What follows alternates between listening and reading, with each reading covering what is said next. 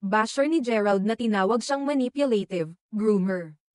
Nag-viral kamakailan ang Instagram post ng kapamilya actor na si Gerald Anderson matapos niyang ibahagi ang ilang larawan mula sa isang masayang bonding kasama ang kanyang pamilya.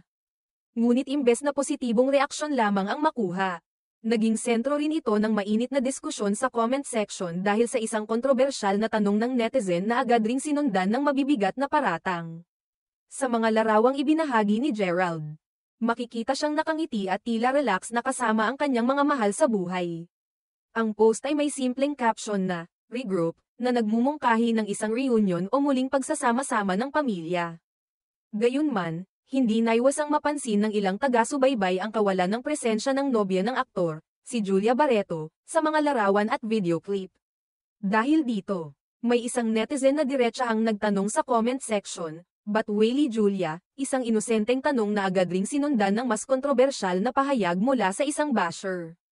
Ang sagot ng naturang netizen ay, "Break na sila, thank God." Malaya na si Julia. Hindi pa doon nagtapos ang komento ng basher. Sa halip na manatili sa tanong-tanong lang, nagpakawala pa ito ng matitinding akusasyon laban kay Gerald.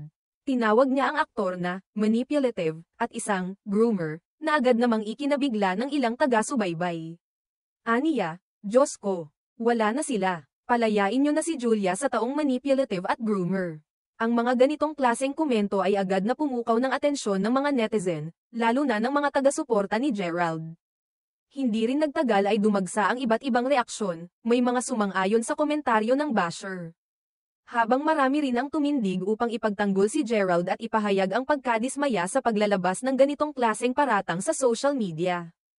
Ilan sa mga supporter ni Gerald ang nanawagan ng respeto at pag-iwas sa paghatol lalo na't wala pang opisyal na pahayag mula sa magkabilang panig tungkol sa tunay na kalagayan ng relasyon nila ni Julia.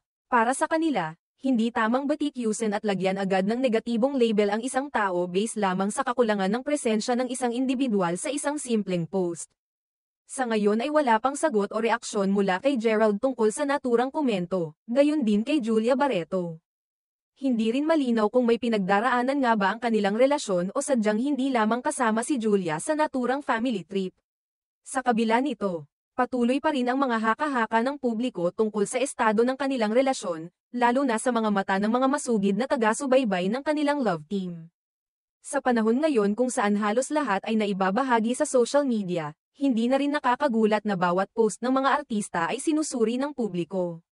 Ngunit paalala ng ilang netizen, sa kabila ng pagiging public figure ng mga ito, may karapatan pa rin silang panatilihin ang ilang bahagi ng kanilang buhay ng pribado. At kung may pinagdaraanan man sila sa kanilang relasyon, tanging sila lamang ang may buong kaalaman at karapatang magdesisyon kung kailan ito ihahayag. Sa ngayon, nananatiling usap-usapan ang mga post ni Gerald. Hindi lamang dahil sa kanyang masayang family bonding, kundi dahil na rin sa muling pagbubukas ng mga espekulasyon tungkol sa kanyang love life.